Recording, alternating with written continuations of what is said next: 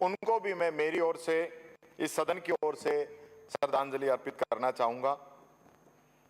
मैं ये भी कहना चाहूंगा कि जिन वीरों ने इस देश का गौरव बढ़ाया, हमारी रक्षा की, उनके परिवार को सांत्वना देने के लिए मुख्यमंत्री जी आपके पास 2 मिनट का भी समय नहीं था। इस चीज का मुझे जरूर दुख रहेगा, ये बात मैं कहना चाहूंगा। मैं तो मुख्यमंत्री कह रहा हूं भाई, मंत्री जी थोड़ी कही है। दूसरी बात, क्योंकि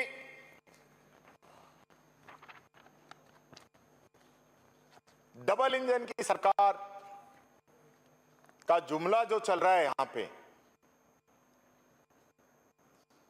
वो मैं कहना चाहूंगा कि जो डबल इंजन की सरकार है, इसके एक इंजन के ड्राइवर प्रधानमंत्री जी हैं, दूसरे इंजन के ड्राइवर हमारे मुख्यमंत्री जी हैं, और प्रदेश की जनता की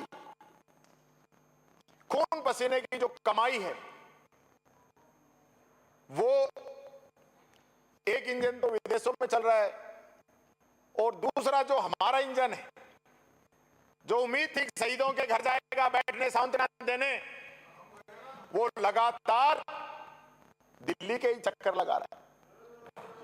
मुख्यमंत्री जी बीच में 2-3 बार कई लोगों से मुलाकात हुई। मुख्यमंत्री जी सक्षम है वो जवाब जो लोग आपसे मिलने गए थे, मिलने गए, गेट पे पूछा, पता चला मुख्यमंत्री जी दिल्ली गए। फिर वो 2 दिन बाद फिर वापस गए, फिर पूछा मुख्यमंत्री जी है क्या, फिर पता चला मुख्यमंत्री जी दिल्ली गए हैं। और पिछले काफी समय से, क्योंकि दिल्ली के अंदर सरकार बनी थी, उम्मीद थी कि बजट में कुछ लेके आएंगे, बड़ी बड़ी बातें की गई, और यहीं पे मुख्यमंत्री जी, यहीं पे इसी सदन में आपने कहा कि मैं राजस्थान का भागीरथ बनके 13 जिलों की आरसीपी और शेखावाटी के अंदर यमुना का जल लेके आऊंगा। आप अपने आप को भागीरथ बनाना चाह रहे हैं। भागीरथ तब बने थे जब गंगा आ गई थी। एक बूंद पानी किसी भी जिले के अंदर आ गया होता, आप बता दीजिए। 7 महीने हो गए, एमओयू आ गया हो तो बता दीजिए, डीपीआर आपकी बन गई हो तो बता दीजिए। फिर काय का डबल इंजन है? और बजट के अंदर ईआरसीपी का, इस बजट का नाम आ गया हो राजस्थान का, तो बता दीजिए। मैंने तो चश्मा लगा के खूब देखा। अरे बैठिए, आवाज नहीं कि कहीं तो बजट के अंदर राजस्थान का नाम आ जाए। अरे ये काम मेरा है, सवेरे भी आपको टोका था, लेकिन ये मेरा काम है। लेकिन राजस्थान का नाम आने की बजाय जिन लोगों को कहते थे पीठ में छुरा भोंकने वाले हैं, पलटू चाचा हैं, उनको पूरे देश का जो पैसा है वो देश का बजट नहीं होके सरकार बचाने वाला बजट आप लोगों ने कर दिया। जहां बिहार में 12 सांसद हैं जेडीयू के, उनसे तो ज्यादा ही राजस्थान की जनता ने आपको दिए हैं। वो लेके गए हैं 58,900 करोड़ रुपए। आंध्र प्रदेश में हमसे 2 ही सांसद ज्यादा हैं, 16 हैं वहां, वो लेके गए हैं 50,475 करोड़ रुपए। अब मुख्यमंत्री जी आप बता दीजिए कि अब ये इंजन किधर चल रहा है, ये आप बता दीजिए। ये जो आप रोकते हो ना मुझे बार बार, इसी पे दो लाइनें कहना चाहूंगा कि मुट्ठी में कुछ सपने लेकर भरकर जेबों में आशाएं, दिल में है अरमान यही कुछ कर जाए कुछ कर जाए, सूरज सा तेज नहीं मुझ में, कि सूरज सा तेज नहीं मुझ में, दीपक सा जलते देखोगे, अपनी हद रोशन करने से तुम मुझको कब तक रोकोगे, तुम मुझको कब तक रोकोगे। आप बात कर रहे हो राहुल गांधी जी की, आप क्या बराबरी करेंगे राहुल गांधी की। आज राहुल गांधी जी ने इस देश के आजादी से पहले के सबसे अमीरों की गिनती में शुमार मोतीलाल नेहरू, उनके बेटे पंडित जवाहरलाल नेहरू, जिन्होंने अपनी पूरी जिंदगी, पूरे ऐशो आराम, पूरी अपनी देश के लिए अपनी जमीन जायदाद सब उन्होंने देश के नाम कर दी। उनके लिए कवि प्रदीप ने लिखा था कि फूलों की सेज छोड़कर दौड़े जवाहरलाल। आज जो बात करते हैं देश के टुकड़े करने की, आप लोगों को यह सोचना पड़ेगा कि राहुल गांधी जी के पिता स्वर्गीय राजीव गांधी जी, जिनको बम से उड़ा दिया गया, देश के लिए शहीद हो गए, उनको टुकड़ों से ही उनकी पहचान हुई। ऐसे राजीव गांधी जी थे। इंदिरा गांधी 36 गोलियां लगी उनके, देश के लिए शहीद हो गई, आतंकवाद का खात्मा किया। उनके लिए आप ऐसी बात कहते हैं। महात्मा गांधी, जिन्होंने देश की आजादी की लड़ाई लड़ी, पूरी दुनिया के अंदर मिसाल बने, आज नेहरू गांधी परिवार की आप बात करते हो, जिस परिवार के 3 प्रधानमंत्री होते हुए आज तक दिल्ली में जिनका घर नहीं है। आपने इंदिरा गांधी का घर छीना था, वो किराए के मकान में रही थी। आपने राहुल गांधी का घर छीना, देश की जनता ने अपने दरवाजे खोल दिए कि यह है राहुल गांधी जी का घर। जिस राहुल गांधी ने अपना बचपन अपने हाथों में अपने परिजनों की मौत को देखा हो, 7 साल के अंदर 2 मौत जिसने परिवार के अंदर देखी हो, जिसको नाम बदल के पढ़ाई करनी पड़ी हो, जिसने पूरे देश की पैदल यात्रा करी हो, जो 5वीं बार संसद का सदस्य बना हो और नेता प्रतिपक्ष हो, उसकी आप पर बात करोगे। मैं कहना चाहूंगा, इन बातों से काम चलने वाला नहीं है मुख्यमंत्री जी। काम तो आपको करना पड़ेगा। ये जो है ना, सरकार बचाने के चक्कर में सारा बजट ले गए और हमें कुछ भी पल्ले नहीं पड़ा, ये बात मैं कहना चाहूंगा।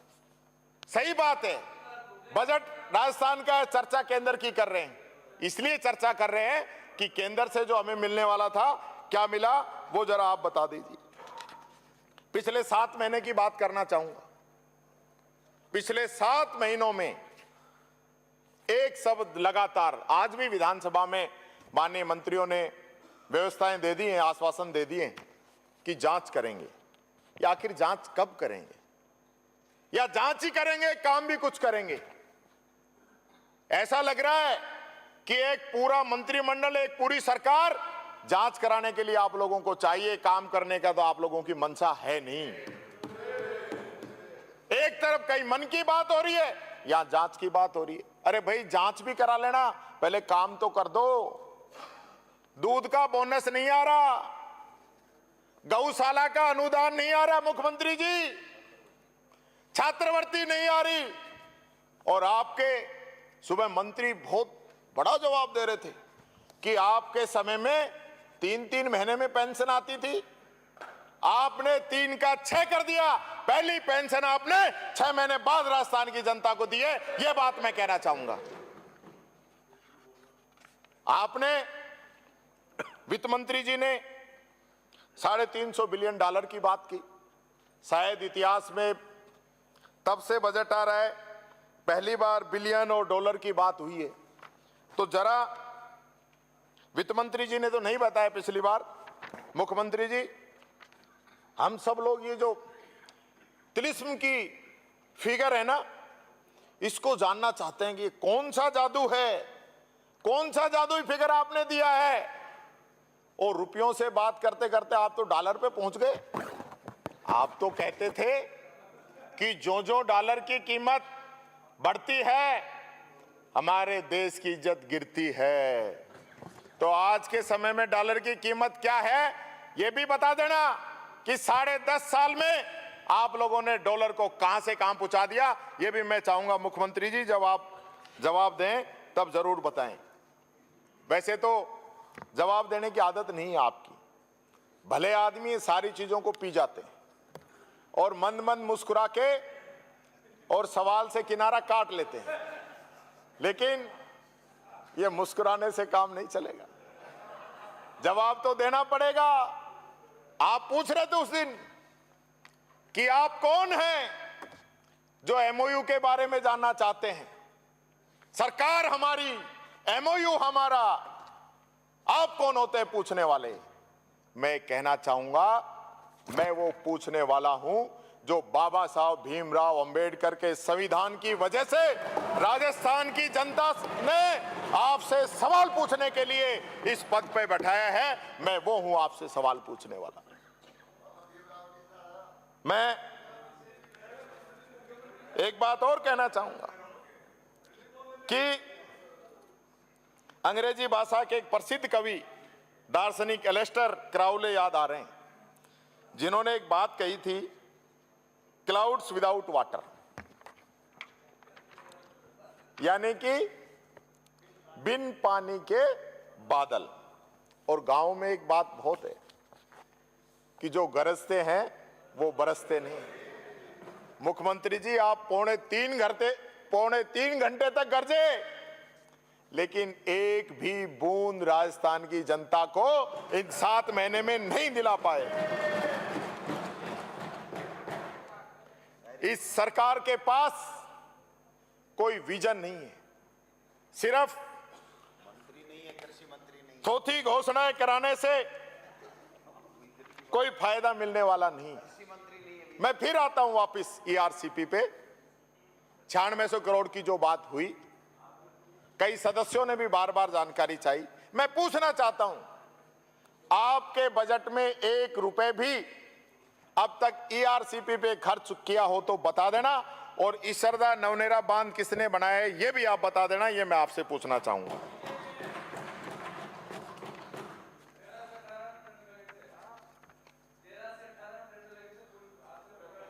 13 से 18 लगे थे, बहुत बढ़िया। यहां से एक डिमांड भी आ गई ईआरसीपी की कि इसका नाम नरेंद्र मोदी जी के नाम पे करना चाहिए। क्यों भाई? ईआरसीपी का जो इलाका है, ज्यादातर आदिवासी, गरीब लोग, दलित लोग इस पूरे इलाके के अंदर आते हैं।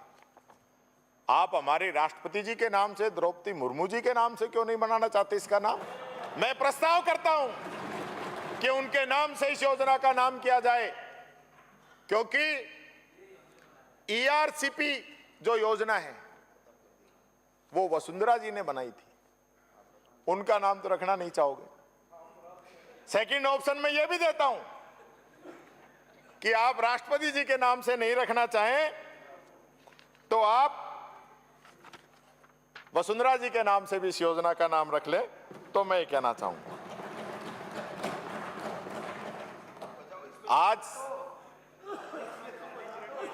आज वैसे प्रदेश के अंदर ये चर्चाएं हैं कि मुख्यमंत्री जी और वित्त मंत्री जी की आजकल थोड़ा सा जो है पटरी सही नहीं चल रही है, लेकिन आज आप मैचिंग में आए हैं।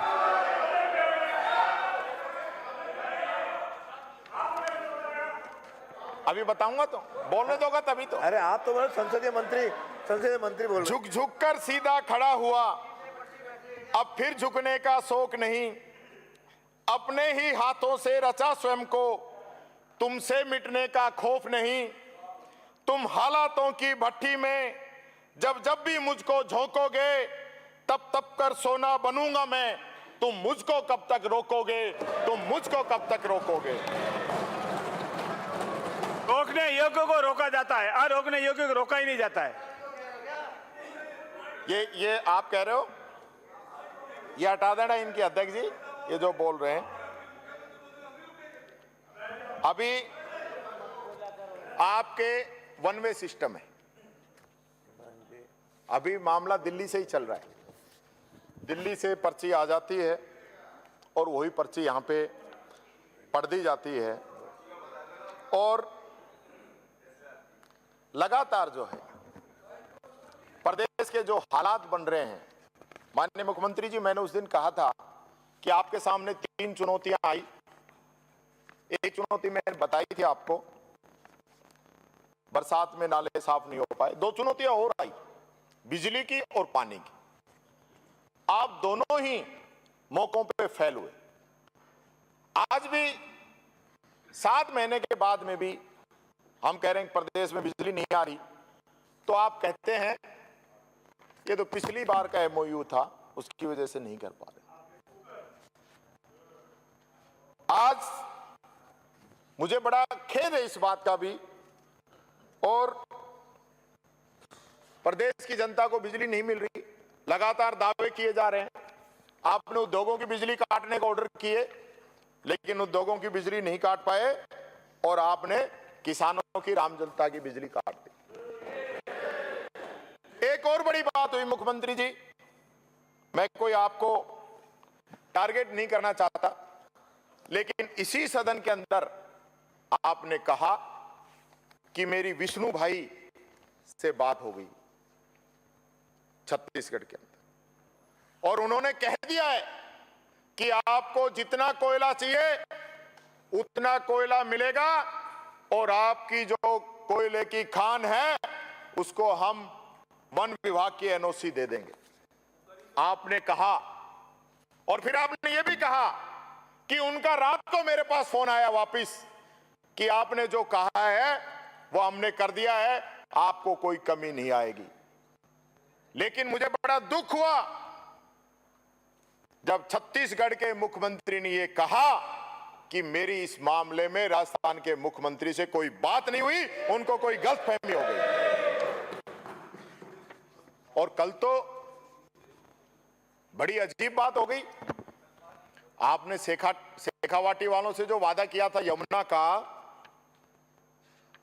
तो खट्टर जी ने जैसे आपने कहा अगले दिन बयान दे दिया उन्होंने कि हमारा एक्स्ट्रा पानी होगा तो ही देंगे। और यही बात हमारे घर में आके, हमारी राजधानी के अंदर वो वापस कह गए कि पहले हरियाणा का हिस्सा पूरा होगा और उसके बाद अगर पानी एक्सेस आता है, बचेगा, तो आपको दिया जाएगा। हमारे माननीय मंत्री जी भी कल वहां मौजूद थे। तो आपको सही माने या ये और जो इंजन घूम रहे हैं, एक हरियाणा के इंजन है, एक छत्तीसगढ़ का इंजन है, उनको माने, ये बात मैं कहना चाहूंगा। क्योंकि पानी के हालात बहुत लगातार बिगड़ते जा रहे हैं। केप टाउन जो है दुनिया का पहला जलविहीन शहर घोषित हो चुका है। लेकिन आप लोगों को एक मारवाड़ी में कहावत है कि डूंगर बलती आग तो नजर आवे छे, पगा बलती को नहीं दिखे। यानी आपको दूर पहाड़ पर आग तो जल रही है, वो तो नजर आ रही है, लेकिन जो पैर जल रहे हैं वो आपको नजर नहीं आ रहे हैं। ये बात मैं आपको कहना चाहूंगा माननीय अध्यक्ष महोदय जी। पेपर लीक की बात आई, मैंने पिछली बार इस बात को उठाया, कई सदस्यों ने ऐतराज किया। दंग रह गया मैं जब शनिवार को माननीय अध्यक्ष जी आपने आप बाल संसद बुलाई और बच्चों ने बड़ों बड़ों की बोलती बंद कर दी। उस पर क्या बोलोगे आप लोग, ये बात मैं पूछना चाहता हूं। मैं कहना चाहूंगा आज प्रदेश की कानून व्यवस्था क्या है। मोदी जी ने कहा था कि मणिपुर और राजस्थान एक जैसे प्रदेश हैं। हमारे राजस्थान जैसे शांत प्रदेश को मणिपुर के साथ जोड़ के मोदी जी के द्वारा बताया गया। और सबसे बड़ी बात तो यह हो गई कि हमारे वित्त मंत्री जी जो सांसद थी उस समय, आपने संसद में गांधी जी की मूर्ति के आगे धरना दिया। मैं कहना चाहूंगा, उदयपुर सलमपुर में शंकर मेघवाल अध्यापक की हत्या, रामेश्वर वाल्मीकि झुंझुनू पीट पीट के हत्या, डिंपल मीणा की हत्या, लक्ष्मण मेघवाल की हत्या, कन्हैयालाल मेघवाल की हत्या, पेमाराम की हत्या, चित्रा मेघवाल की हत्या, ये वो दलित का नाम बता रहा हूं जिनको पीट पीट के मारा गया है, पीट पीट के मारा गया है। अब आप बता दीजिए आप धरना कब देंगी? और अब संसद में धरना आप देना चाहते हैं या राजस्थान की विधानसभा के बाहर धरना देना चाहते हैं? ये बात मैं आपसे पूछना चाहूंगा। महिला सुरक्षा की बहुत बड़ी बड़ी बात कर रहे थे आप। आपकी सरकार आने के बाद में कुछ आंकड़े आपको बताना चाहूंगा। 1 जनवरी 24 से 30 जून 24 तक महिला उत्पीड़न के 20,776 प्रकरण दर्ज हुए राजस्थान के अंदर। 6 महीने में सबसे ज्यादा मामले अलवर में 881 और दूसरे नंबर में भरतपुर में सबसे ज्यादा मामले आए। महिला अत्याचार के 2536 मुकदमे दर्ज हुए हैं 23 के अंदर। अब मैं बताना चाहूंगा आपको, जनवरी 24 में जो हमारे दिसंबर 23 से जो बढ़ोतरी हुई है 29.5% बढ़ोतरी जनवरी में, 3284 मुकदमे। फरवरी में 23.5% बढ़ोतरी, 3083 मुकदमे। मार्च में 21% बढ़ोतरी, 3071 मुकदमे। अप्रैल में 12.8 बढ़ोतरी, 2861 मुकदमे। और मई में तो रिकॉर्ड ही टूट गया, 61.19% बढ़ोतरी, 4088 मुकदमे। और जून के अंदर तो 72% बढ़ोतरी के साथ 4364 मुकदमे सिर्फ महिला अपराध के दर्ज हुए। महिला अपराध की बात करते हो आप? यह है महिला सुरक्षा। और सरकार के पहले 7 महीनों में 3995 मुकदमे रेप के, नाबालिगों के रेप के 902 मुकदमे और रेप और हत्या के 19 मुकदमे दर्ज हुए। मुख्यमंत्री जी, कहां गए वो लोग जो राजस्थान को रेपिस्तान बताते थे? आज एक शब्द नहीं है उनके मुंह के अंदर, जबान नहीं निकलती उनकी कि राजस्थान के अंदर आज कानून व्यवस्था क्या हो रही है। मैं पूछना चाहता हूं, ये कौन सा राजनीति का चश्मा है जो कांग्रेस राज में अपराध दिखते हैं और बीजेपी का राज आते ही सब साफ हो जाता है? रोज 109 महिलाओं के साथ अपराध आपके राज में हो रहे हैं, 19 महिला और बच्चियों के साथ दुष्कर्म हो रहे हैं। माननीय उप मुख्यमंत्री जी, पिछली बार मुख्यमंत्री जी कह रहे थे कि हमारी महिला उप मुख्यमंत्री है। आप कब इनके पक्ष में आप बैठेंगे, ये बात मैं आपसे कहना चाहूंगा। और कानून व्यवस्था, आप तो गिरिराज जी के भगत हैं और हमारा नेता शिव भोले का भगत है। सावन का महीना है, दूसरा सोमवार है और आज के दिन इस प्रदेश के अंदर कावड़ियों को पुलिस के द्वारा, होमगार्ड के द्वारा पीटा जा रहा है। सांबर थाने के अंदर आपने कांस्टेबल को हटा के इतिश्री कर ली। धार्मिकता का राग अलापते हो आप। और कावड़ियों को जिस प्रकार से पीटा गया है, वहां थानेदार, डीएसपी, पूरा थाना आपका सस्पेंड होना चाहिए। झुंझुनू के अंदर आपके होमगार्ड कावड़ियों को पीट रहे हैं। ये आपकी सरकार है? ये कानून का इकबाल है? ये मैं आप लोगों से पूछना चाहता हूं। 7 महीने में 958 निर्दोष लोगों की हत्या, 79 डकैती, 1179 लूट और 6866 अपहरण की गंभीर घटनाओं के मुकदमे दर्ज हुए। इनका जवाब दे देना, वो कहां था आपका कौन सा मिशन जब 10,000 लोग आपने पकड़े थे कानून व्यवस्था सुधारने के लिए? तो क्या स्थिति है, जरा आज मेरे को आप इसका जवाब दे देना। माननीय अध्यक्ष जी, मैं ये कहना चाहूंगा, दलितों के खिलाफ जो अपराध दर्ज हुए हैं दिसंबर 23 की तुलना में जनवरी में 32.7, फरवरी में 33.7, अप्रैल में 34.1, मई के अंदर 19.5, जून के अंदर 62.5 और अब 53.37 तक की वृद्धि दलित उत्पीड़न के अंदर हो रही है। किस मुंह से आप कानून व्यवस्था की बात कर रहे हो? सही था, आपने बजट के अंदर जो गुड गवर्नेंस को आपने 10 नंबर पे रखा था। मैं समझता हूं वो आपने 1 से 10 था आपकी काउंटिंग, इसलिए आपने 10 रखा। हो सकता है आपके बिंदु अगर 1 से 25 होते तो आप कानून व्यवस्था को, गुड गवर्नेंस को 25 पे रखते। ये बात मैं कहना चाहूंगा।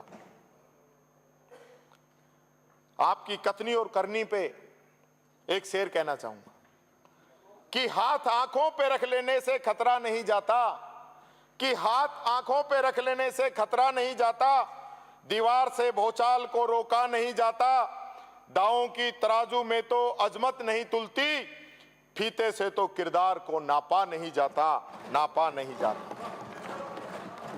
और मैं कहना चाहता हूं, कानून व्यवस्था की दुहाई देते हैं, काम किनसे कराना चाहते हैं?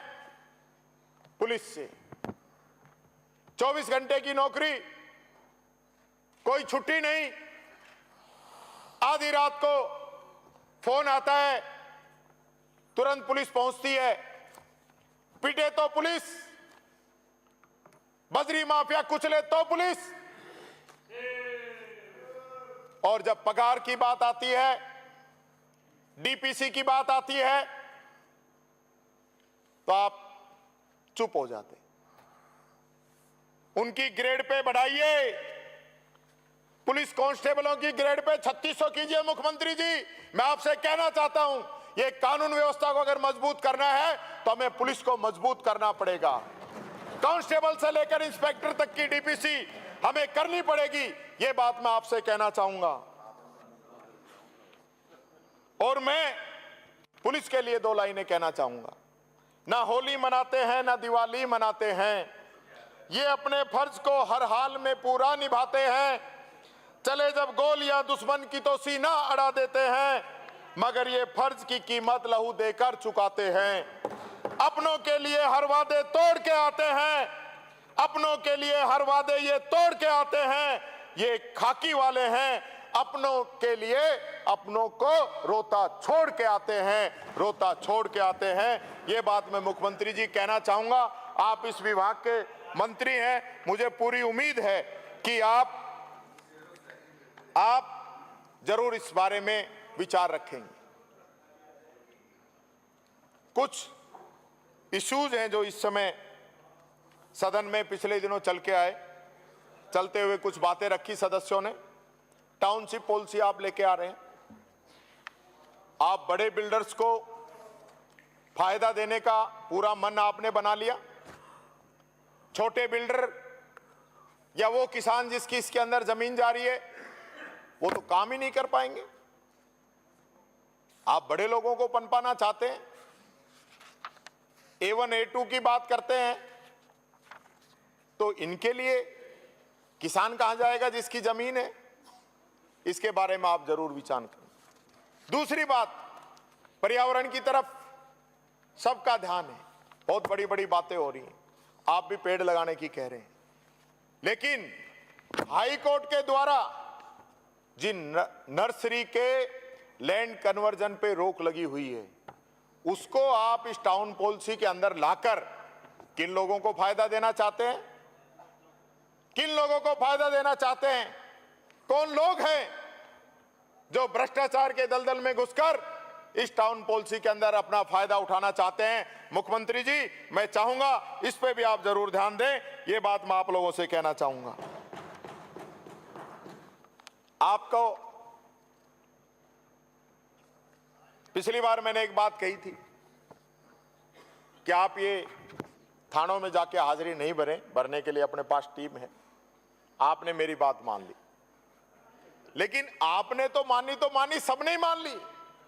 अब सबके ही औचक निरीक्षण बंद हो गए, ना सीए साहब जाते हैं, ना और कोई अधिकारी जाते हैं। ऐसी क्या डायरेक्शन दे दी कि या तो सब कुछ बढ़िया हो गया, जो औचक निरीक्षण हुआ उसमें सब कुछ पूरे प्रदेश के अंदर साफ सुथरा काम हो गया, सारी चीजें सलीके से चल रही है, या आप जो गए, आपके अधिकारी गए, उन्होंने जो डायरेक्शन दी वो सारी डायरेक्शन फेल हो गई। दो ही कारण हो सकते हैं, इनमें से एक कौन सा है वो आप मुझे बता देना मुख्यमंत्री जी, ये बात मैं आप लोगों से कहना चाहूंगा। और कहीं इसके पीछे ये कारण तो नहीं है कि आप 11 सीट हार गए। वैसे बड़ी बुरी हुई है मुख्यमंत्री जी, बड़ी बुरी हुई है, क्योंकि उम्मीद थी 25 से 25 आएंगे और 5 लाख से नीचे नहीं जीतेंगे। मैंने पिछली बार भी कहा था, भाई उन लोगों को सामने तो लाओ जो कह रहे थे 5 लाख से नीचे नहीं जीतेंगे। वोट तो जनता का है, वोट तो जनता का है। जनता जिताएगी, हम जीते तो हम ही रह जाएंगे ना। ऐसे हम रहते तो हम इधर क्यों आते, उधर ही रह जाते। ये तो जनता देखती है कौन क्या काम कर रहा है। आपका जो सरकार का इकबाल था, जो शुरू के 3-4 महीने के अंदर जो रहना चाहिए था, वो नहीं रह पाया। आपके मंत्रियों की परफॉर्मेंस, आपकी योजनाएं, आपकी मॉनिटरिंग, इसको सरकार को जनता ने 0 नंबर दिए, ये बात मैं कहना चाहूंगा। और यहां मेरे को जवाब देने से कोई फर्क नहीं पड़ता। अभी 5 उपचुनाव हो रहे हैं, तैयार है काम। राजस्थान की जनता तैयार बैठी है। और सबसे महत्वपूर्ण बात मुख्यमंत्री जी, हम संविधान को कई बार आपको कहते हैं संविधान कमजोर कर रहे हैं। संविधान ऐसे थोड़ी कमजोर होता है कि भाई आप उसको एकदम ही हटा रहे हैं, लेकिन संविधान के अंदर जो नियम हैं, जो व्यवस्थाएं हैं, जो हम सब लोगों को जिसके दायरे में रह के काम करना है, संविधान में कहा गया है कि पंचायतों के चुनाव 6 महीने में कराने पड़ेंगे। अब इससे बड़ा उदाहरण मैं आपको क्या दूं कि भरतपुर में ही जिला प्रमुख का पद 6 महीने से ज्यादा समय से खाली है। उप जिला प्रमुख को भी चार्ज नहीं दिया।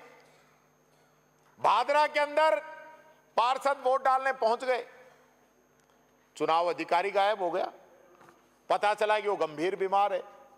पर आज 1.5 महीने के अंदर कौन सी बीमारी थी, कहां इलाज हुआ, सरकार ने मेडिकल कराया नहीं कराया, कोई पता नहीं।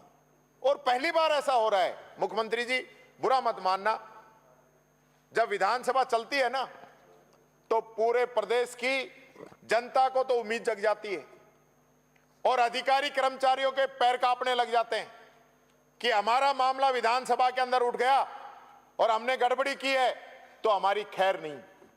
लेकिन मुझे बड़ा दुख है, ऐसे मामले चाहे अखबार में आ जाए, चाहे टीवी पे आ जाए, चाहे विधानसभा में उठ जाए, सैकड़ों मामले ऐसे हैं जो इस राजस्थान की विधानसभा के अंदर उठे और उस पर सरकार ने कोई एक्शन नहीं लिया। यह बात मैं कहना चाहता हूं। अगर यही सुनवाई नहीं होगी, इस सबसे बड़ी अदालत में हम अपनी कोई बात कहें और उसके बाद सरकार एक्शन नहीं ले, यहां तो एक शब्द बोलना ही मैं समझता हूं पर्याप्त होता था। लेकिन ये नई परिपाटी जो शुरू हो रही है ना,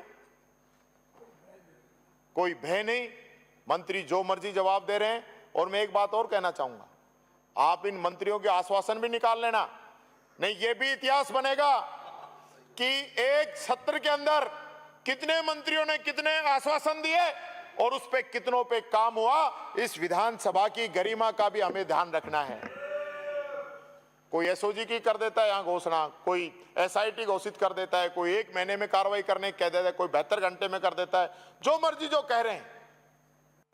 कम से कम यहां जो भी शब्द बोले वो एक मर्यादा के अंदर, एक अपनी सीमा के अंदर, कि हमारी ये काम करने की शक्ति है, मैं उसके लिए एंटाइटल हूं या नहीं हूं। अब यहां मंत्री घोषणा कर रहे हैं, डिपार्टमेंट आपके पास है, आपसे पूछा ही नहीं। अनुमति तो आप दोगे? कम से कम ये भी कह दें कि गंभीर मसला है, मेरी इच्छा है इसकी जांच होनी चाहिए, मैं विभागीय कार्रवाई करके बात करके आपको बताऊं। और किरोड़ी जी का वहीं आ रहा हूं, यानी कि सरकार का मंत्री इस्तीफा दे दिया, आपने इस्तीफा मंजूर नहीं किया। आज की तारीख में वो व्यक्ति मंत्री है। मंत्री होके किसी अधिकारी के पास वो व्यक्ति जाता है तो मंत्री नहीं जा रहा, राजस्थान सरकार जा रही है। राजस्थान सरकार एक कर्मचारी के, एक अधिकारी के दरवाजे पे जाके खड़ी हो गई। क्या प्रोटोकॉल है आप बता देना, या आपके पुराने साथी हैं बता देंगे? बोलूंगा, फाइनेंस पे भी बोलूंगा। कृपलानी जी, माफ करो, इस बुढ़ापे में आपका दिमाग फिसल गया है।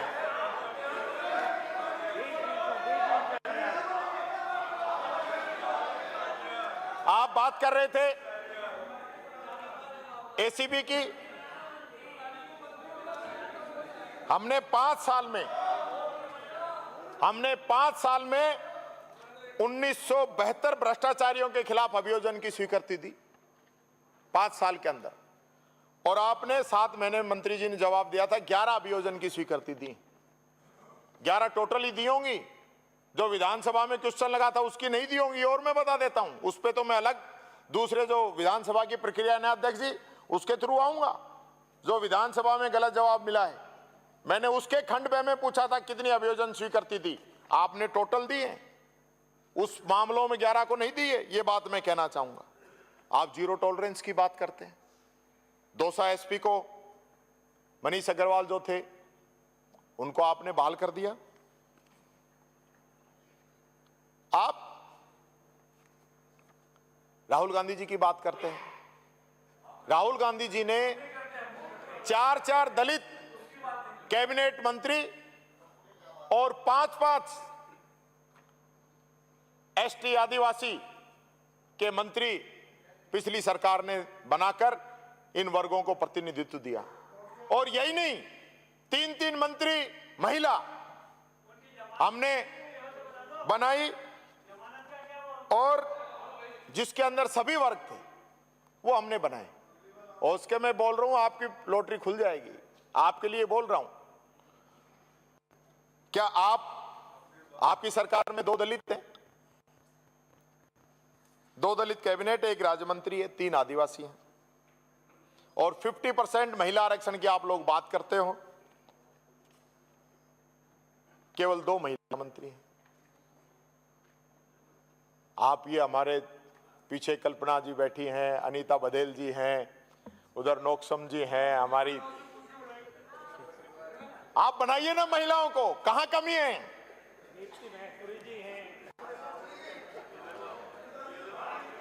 इन महिलाओं को भी मौका दीजिए।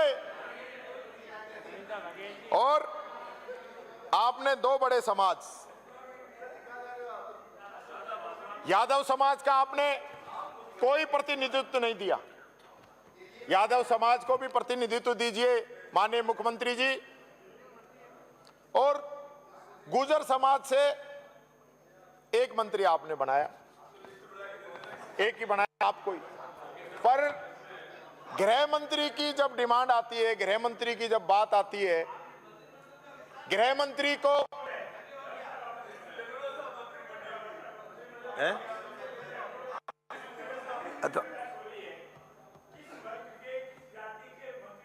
सदस्य बनाया गया है। ये कौन सी क्लोज के अंदर बहस हो रही है वो मेरे को पहले बताई जाए। ये मैं बता दूंगा आपको। बैठो बैठिए, लो बैठिए। क्योंकि गृह मंत्री जी को ज्यादा मैंने फाइनेंस देखा में नहीं बिल पे बोलें तो अच्छा रहेगा। कि एक भी गृह का कोई जवाब दिया हो, एक भी कुछ क्वेश्चन का, तो क्या आप उनको लायक नहीं मानते? और उनकी क्या क्या हमने बातें यहां रखी हैं, उसके बारे में भी सरकार की तरफ से अभी तक कोई जवाब नहीं आया। ये बात मैं आपको कहना चाहूंगा। कोई अच्छी चीज बताता हूं तो आप लोगों को पता नहीं क्यों प्रॉब्लम हो जाती है। अभी 2-3 दिन पहले मैं देख रहा था कि दिल्ली से पर्ची आ गई है।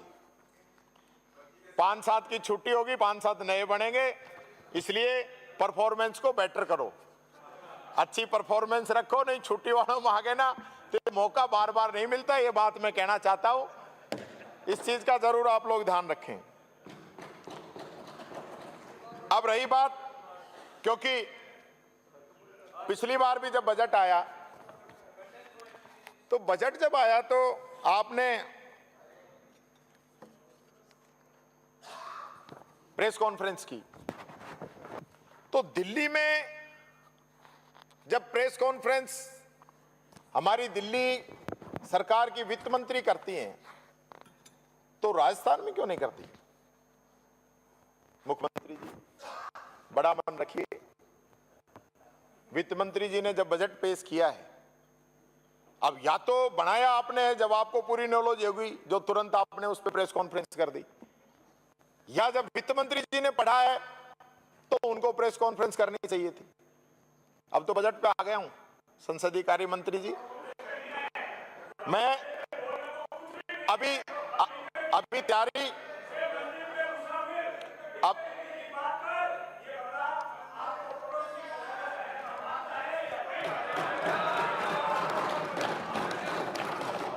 दुर्योधन वह भी दे ना सका, आशीष समाज की ले ना सका, उल्टे हरि को बांधने चला, जो था असाध साधने चला, जब नाश मनुष्य पे छाता है पहले विवेक मर जाता है। हरि ने भीषण हुकार किया, अपना स्वरूप विस्तार किया, डगमग डगमग दिग्गज डोले, भगवान कुपित होकर बोले, जंजीर बढ़ा अब साध मुझे, हाँ हाँ दुर्योधन बांध मुझे, हाँ हाँ दुर्योधन बांध मुझे। मैं माननीय मुख्यमंत्री जी ये कहना चाहूंगा आपसे, यहां अभी मुख्यमंत्री इनको मत हटाना, संसदीय कार्य मंत्री कि मैं बता दूंगा कौन कौन आपके खिलाफ जो है। मैंने पिछली बार भी मुख्यमंत्री जी बताया था कि मैं जब घूमता हूं मेरे को पता है, और अब भी वो सिलसिला रुका नहीं है, 1-2 तो मैंने बता दिए था आपको। अब गाड़ियां जो जाती हैं वो जैसे ही मेरे घर के आगे से जाती है लेफ्ट में मुड़ जाती हैं, जाना चाहिए उनको राइट में, लेफ्ट में मुड़ जाती हैं। कौन कौन मंत्री आपके खिलाफ भी सत्याग्रह कर रहा है आपको नहीं पता है, मैं बताऊंगा आपको। आप भले आदमी हैं, गाड़ी सरकारी गाड़ी, मेरा आप व्यवस्था दें, जो है पहले व्यवस्था दें। सरकारी गाड़ी लेफ्ट मुड़ती है कि राइट मुड़ती है, एप्रोप्रिएशन बिल के कौन से क्लोज में लिखा हुआ है जिसको बोलने का अधिकार है? उस गाड़ी का बजट हम ही देते हैं, इसी बजट से पास होती है वो गाड़ी के नीचे जाती है, पर प्रतिपक्ष के नेता आपकी गाड़ी पटरी से उतरने वाली है। माननीय मुख्यमंत्री जी को जब ऐतराज नहीं, माननीय सदस्य, मुख्यमंत्री जी खुद जानना चाहते हैं कैसे कौन लोग हैं, वो खुद सुनना चाह रहे हैं, तो आपको क्या दिक्कत है? और वैसे भी मुख्यमंत्री जी पिछली बार भी बजट के होर्डिंग लगे, अभी भी बन गए होंगे, अभी आपके बोलते ही, क्योंकि कई नई घोषणाएं भी आप करोगे, वो सारी छपनी, तो वो सारे आपने तैयार कर दिए। मैं पूछना चाहता हूं उसमें वित्त मंत्री जी का फोटो है कि नहीं है? बड़ा नहीं छोटा तो आप लगा दो कम से कम। ऐसा तो आप मत करो कि बजट जिन्होंने पढ़ा है उनकी फोटो होर्डिंग से गायब हो जाए, और जब हम होर्डिंग लगाते थे तो बहुत बड़ी बड़ी बातें होती थी। आज आप ये जो जनता का पैसा उड़ा रहे हो, इस पे भी आप एक बार बता दें। एक माननीय अध्यक्ष महोदय,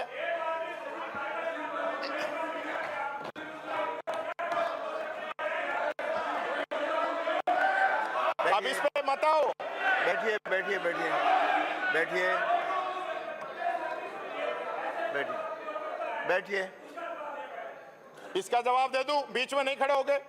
एक मिनट अध्यक्ष जी, इसका जवाब दे दूं, बीच में नहीं खड़े होगे? ठीक है। आपको पता है कि आपके पूर्व अध्यक्ष पूनिया जी ने एक लेटर लिखा था जिसमें उन्होंने भैरव सिंह जी को, हरिशंकर बाबड़ा जी को, ललित किशोर चतुर्वेदी जी को क्या कहा था बता दूं? लेटर है, लेटर है, लेटर में टेबल करूंगा। सदन की टेबल। उन्होंने कहा ये तीनों पर कि सदन की पीठ टेबल में पर। छुरा घोंपने वाले टेबल हैं करो, और जो इस विधानसभा के इस पूर्व विधानसभा सदस्य में अगर बोला है उनको भस्मासुर तक कहा बोलते हैं था। तो टेबल करो पहले। अभी हमने ऐसा टेबल तो करो नहीं पहले। कहा। अब माननीय हाँ, टेबल करो। अरे हमने ऐसा तो नहीं कहा। अगर लेटर है तो टेबल करो और नहीं तो गलत बयानी के हमारा लिए तो माफी मांगो। परिवार है। माननीय विपक्ष परिवार नेता, में माननीय विपक्ष नेता, जो व्यक्ति सदन का सदस्य नहीं हो उसके बारे में बिना पत्र के प्रतिलिपि के आधार के कोई बात सदन में नहीं बोली जा सकती। अगले में पत्र ले आऊंगा अध्यक्ष जी। हाँ, जब लाओ तब बोलना, जब लाओ तब बोलना, अभी बेलने की आवश्यकता मैं नहीं। माननीय मुख्यमंत्री जी नहीं एक तो बात और अंकित नहीं कहना होगा। चाहूंगा। पूरे सदन ने एक बात के लिए एक मत होके, पक्ष भी विपक्ष भी, सबने समर्थन किया है कि जो सफाई कर्मचारियों की भर्ती हो रही है उस भर्ती के अंदर वाल्मीकि समाज के लोगों को मौका मिलना चाहिए, उनको प्रतिनिधित्व मिलना चाहिए। इसके लिए आपको जो भी प्रावधान करना हो आप करिए। प्राइवेट बिल लेके आने की बात है, आप लेके आइए।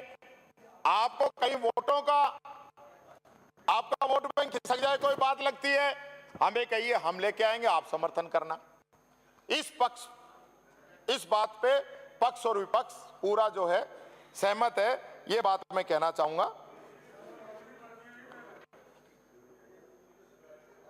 इसमें हम कर लेते हैं, हमने की थी। माननीय नेता प्रतिपक्ष, मैं दो बातें आपसे निवेदन करना चाहूंगा। ये जितनी देर आपने बोले अभी वो टाइम 72 बढ़ा देना घंटे मेरा। की बात की थी, उदयपुर जाकर देख लीजिए, मरीजों को छोड़कर बाकी अवैध निर्माण अगर सीज नहीं हुए हों 72 घंटे में तो। दूसरा, सफाई कर्मी भर्ती में न्यायालय का जो निर्णय है उसकी पालना करते हुए मैंने परसों भी आपसे निवेदन किया था कि हम नियमों में वापस 2012 का सफाई कर्मी भर्ती नियम जो है वो लागू करेंगे और 2 साल के लिए उनसे सफाई का काम करवाने के बाद उनको नियमित करेंगे। वैसे मुख्यमंत्री जी, आपके मंत्रिमंडल के सबसे काबिल मंत्री हैं और मेरा पूरा जो है सब साथी इस बात से खुश हैं, जो बात कहते हैं पूरी कहते हैं और पूरी इनकी बात हमने सुनी, पूरा इन्होंने सबका जवाब दिया और अच्छी बात इन्होंने कही। पर पांचों उंगली बरोबर नहीं है मंत्री जी, आपके लिए नहीं था, आप अपने पे ले गए। मैं एक चीज और कहना चाहूंगा, जो संविधान की जो बात मैं कर रहा था, संविधान के अंदर हमें अपनी मांग उठाने की इजाजत संविधान देता है। आप लोग, जो लोग धरना देना चाहते हैं, अपनी डिमांड लेके आते हैं, उनको धरने की अनुमति नहीं दे रहे। ये नई चीज, आप नई परिपाटी कहां से शुरू कर रहे हैं? कालीचरण जी, आप तो बहुत पुराने सदस्य हैं, तो इस प्रकार की परिपाटी राजस्थान में अगर शुरू हो गई कि संबोधन अध्यक्ष की ओर, सीधा कालीचरण जी को नहीं कहूंगा, मेरे माध्यम से कहोगे। आपके माध्यम से कह रहा हूं, उनको तो सपोर्ट में ले रहा हूं, उनकी यहां भरवा रहा हूं मैं। नहीं, वो भी मैं भर रहा हूँ। यानी कि इस बात पे भी इनको एलर्जी है कि ये परमिशन नहीं दे रहे लोगों को और मैं परमिशन की कह रहा हूं। आप मेरे से मांगोगे तो मैं विचार करूंगा। पर अध्यक्ष जी, आपके तो सब पक्ष में आपके खिलाफ धरना देने की जरूरत नहीं है, आप तो वैसे ही मान जाते हैं। बुरा मत मानो तो एक बात और कहता हूं मुख्यमंत्री जी, बुरा नहीं मानना, ये पहले ही कह रहा हूं, कहीं नाराज हो जाओ। आप सरपंच रहे, आपने अभी सरपंचों के फंक्शन में आपने बात कही और आपने बड़ी मजबूती से उनके लिए कहा कि भाई सरपंचों की कई दिक्कतें परेशानियां, और आपने ये भी कहा जब मैं सरपंच था तो नरेगा के काम के लिए लोग आते थे, मैं सबसे ज्यादा कराता था। पर मुख्यमंत्री जी, आप तो 5 तक सरपंच रहे, नरेगा 6 के बाद आई है, ये चक्कर पड़ गया कहीं, इसका जरूर आप ध्यान देना। मैं ये बात कहना चाहूंगा। मैं कुछ जो प्रदेश की जो स्थिति है, कुछ ज्ञापन जो लगातार प्राप्त हो रहे हैं, आपने राजीव गांधी युवा मित्रों को हटा दिया, आपने काम विचार करेंगे बजट के बाद, आपने विचार नहीं किया। एक युवा मित्र ने सुसाइड भी कर लिया। आप इस पे जरूर ध्यान दें, मेरा आपसे निवेदन है। हमने बेरोजगारी भत्ता शुरू किया, अभी तक बेरोजगारी भत्ता युवाओं को नहीं मिल रहा है, वो आप डालने का आप काम करें।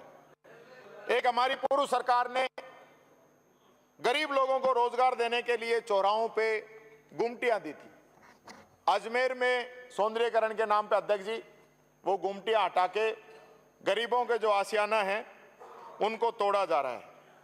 एक जो रोस्टर है, रोस्टर संधारण के लिए SC ST के जो लोग हैं उनको रिजर्वेशन मिले, उसके लिए रोस्टर प्रणाली लागू की।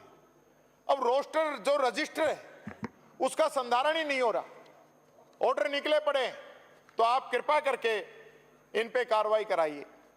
राजमहेश के मेडिकल कॉलेज में आपने 1 अगस्त 24 के बाद जो नियुक्त चिकित्सक शिक्षक हैं उनको RSR का एडॉप्ट करने की बात कही है, लेकिन 17 मेडिकल कॉलेज में जो पहले से शिक्षक काम कर रहे हैं उनको भी यही वेतनमान आप दे दें।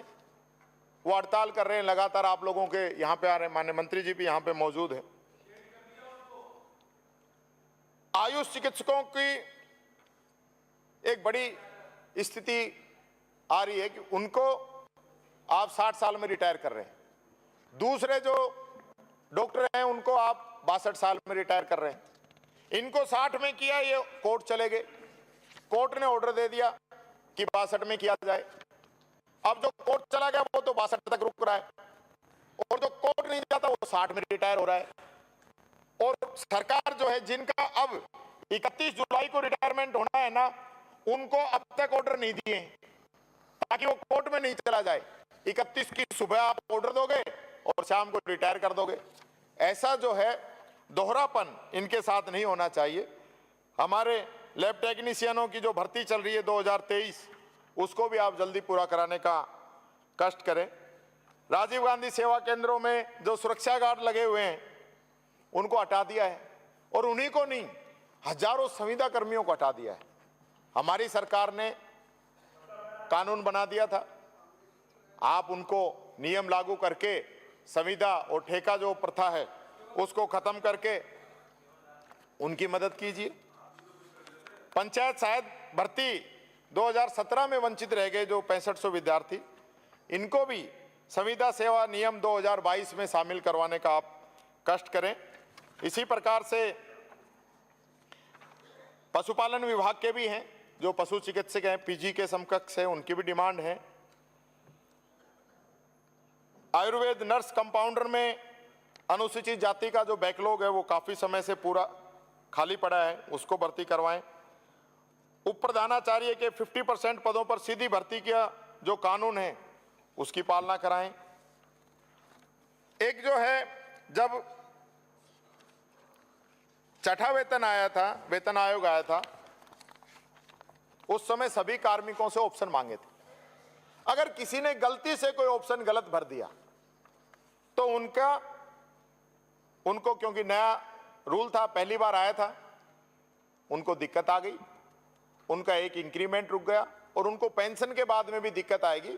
तो सिर्फ वो गलती त्रुटि सुधारने के लिए आप उनको एक मौका जरूर दीजिए, ये मैं आपको मुख्यमंत्री जी कहना चाहूंगा। कहाँ है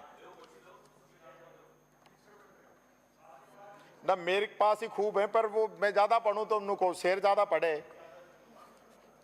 अब आप बजट की बात कर रहे थे, कौन सी? ये तो संविधान की है और ये बजट की है। आपने जो पुरानी किताबें होती है ना उनमें नया जिल्द लगता है, वो नया जिल्द लगा के जो बजट आपने पेश किया है उस पर मैं कहना चाहूंगा। आपने जो सिलेंडर का कहा 450 रुपए का, तो 500 में तो हम दे ही रहे थे, 50 रुपए कम किया है, तो पूरे प्रदेश की जनता को आप देते। इंदिरा रसोई में हम 8 रुपए में खाना दे रहे थे। आपने जनवरी से आज तक इंदिरा रसोई का अनुदान नहीं दिया।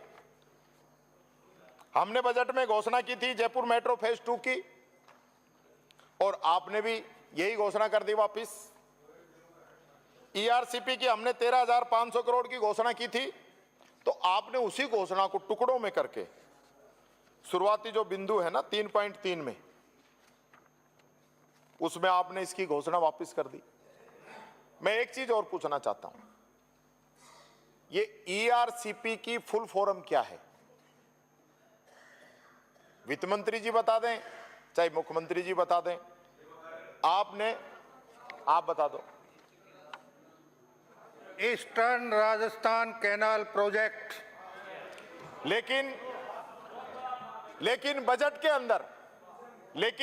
अंदर बिंदु 111 लिख लेना मुख्यमंत्री जी, बिंदु 111 में लिखा है ईस्टर्न रीजन कैनाल प्रोजेक्ट।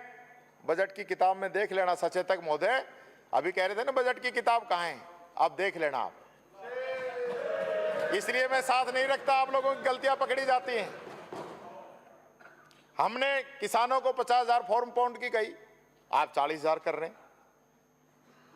हमने इंदिरा मातृत्व योजना के अंदर दूसरे बच्चे की डिलीवरी पे 6,000 हम देते थे, आपने उसको कोई जिक्र नहीं किया और पहली को 5,000 से बढ़ाकर 6,500 कर दी।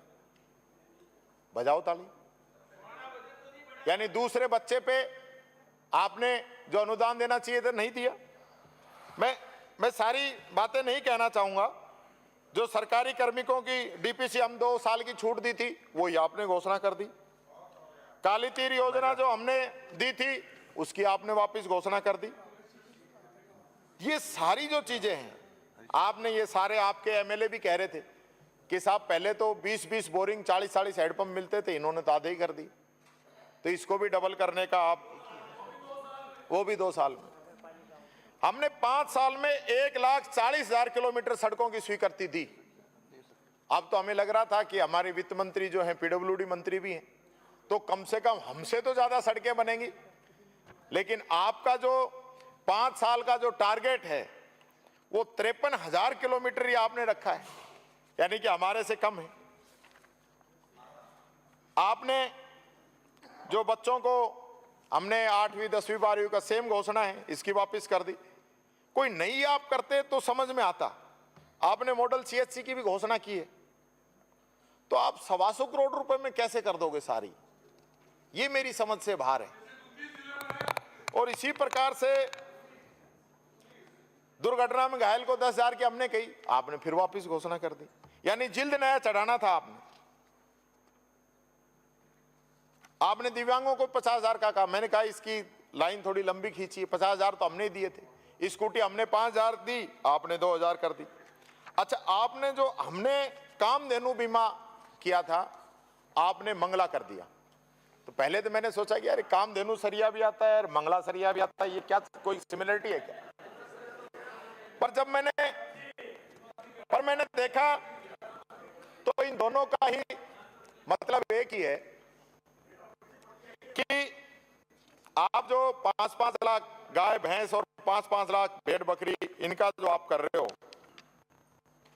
400 करोड़ में, हम कर रहे थे 750 करोड़ में। तो आप 1 करोड़ से अधिक गाय भैंस हैं, इसमें 5-5 लाख की कैसे करोगे? या गुजर समुदाय से, रेबारी समुदाय से ऐसे लोग आते हैं, वो उनमें लड़ाई होगी कि किसका बीमा करोगे किसका नहीं करोगे। 1 करोड़ में से आप 10 लाख का कैसे करोगे? आप बता देना मेरे को, जवाब दो। जब आपने एक और बड़ी विचित्र बात हुई, मैंने एक शेर पहले पढ़ दिया, पढ़ना तो अब था वो कि नेता प्रतिपक्ष वो पर्ची में आपने आ जो गया कि डीपीआर की सोनिया जी का घोषणा नाम की, बार-बार लोग भूल गए, अब वो पर्ची पढ़ लो। एक्सप्रेस हाईवे ग्रीनफील्ड की जो आपने घोषणा की, गंगानगर से कोटपुतली, समय का मैं अभी बस ये 2-1 मिनट इन्होंने मेरी जो खराब करी वही लूंगा कि ये जो आपने जो घोषणा कर दी गंगानगर से कोटपुतली, आपने कहा 260 किलोमीटर। अब मैंने सारा हिसाब लगा लिया, गूगल खोला, कार से भी देख लिया, पैदल से भी देख लिया। फिर मैंने सोचा हो सकता है मुख्यमंत्री जी हेलीकॉप्टर से जाते हैं तो हेलीकॉप्टर से दूरी हो, तो हेलीकॉप्टर से भी बाई एयर भी दूरी इसकी 333 किलोमीटर आ रही है, तो 260 कैसे पूरा करोगे आप? ये कौन सा फीता है किलोमीटर का जो दूरियां कम कर रहा है? ये सड़क की दूरी और मन की दूरी, इन दोनों का ध्यान रखो आप। माननीय मुख्यमंत्री महोदय, मैं कुछ बातें और कहना चाहूंगा। एक और बड़ी देश के अंदर देश को मजबूत करने की, देशभक्ति की बातें कहने वाली एक संस्था के लोगों को स्मार्ट टेंडर दिए जा रहे हैं स्मार्ट बनाने के लिए। तो अध्यक्ष जी, मेरा इशारा आप समझ गए होंगे, इसको आप मुख्यमंत्री जी तक पहुंचा देना। आप कह रहे थे मेरे माध्यम से कहना कोई ज्यादा ही इंपॉर्टेंट चीज हो। मैं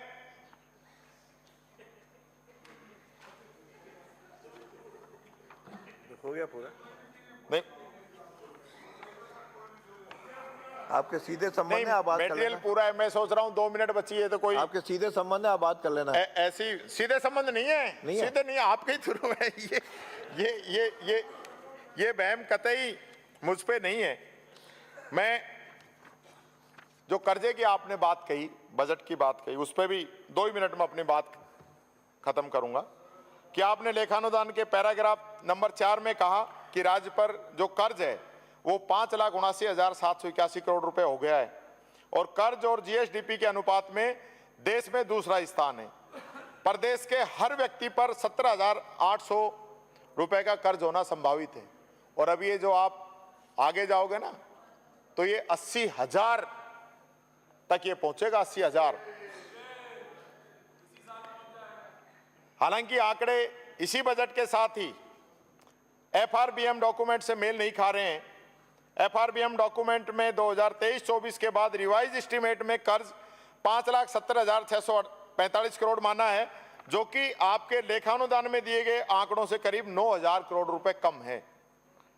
और इसी पैराग्राफ को पढ़ के लगता है कि सरकार कर्ज कम करने को लेकर गंभीर है, लेकिन लॉकडाउन के दौरान भी जो हमने कर्ज लिया था उससे कहीं ज्यादा कर्ज आपने लिया है।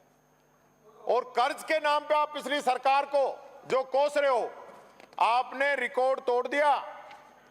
75 साल में आज तक के इतिहास में किसी सरकार ने सबसे ज्यादा कर्ज लिया है तो ये आपकी सरकार है जिसने सबसे ज्यादा कर्ज लिया है। और आपने ये सोच रखा है कि ये कर्ज तो मेरा है, ये कर्ज तो मेरा है, चुकाएगा कोई और, दुख मुझको है, नीर बहाएगा कोई और, क्या फिर यूं ही दी जाएगी उजरत पे गवाही, क्या तेरी सजा अब के भी पाएगा कोई और, पाएगा कोई और। बहुत बहुत धन्यवाद अध्यक्ष जी। मैं ये कहना चाहूंगा, ये बजट दिशाहीन, निराशाजनक, खोखले दावों वाला और प्रदेश को आगे ले जाने की बजाय पीछे ले जाने वाला बजट है। इस बजट की मैं और मेरे पूरे साथी, पूरा हमारा दल इसकी घोर निंदा करता है। और केंद्र से जो हमें कुछ नहीं मिला, जो बड़ी बड़ी बातें करते थे, 25-25 सांसद 2 बार दिए, 14 सांसद अब के दिए, बिहार से तो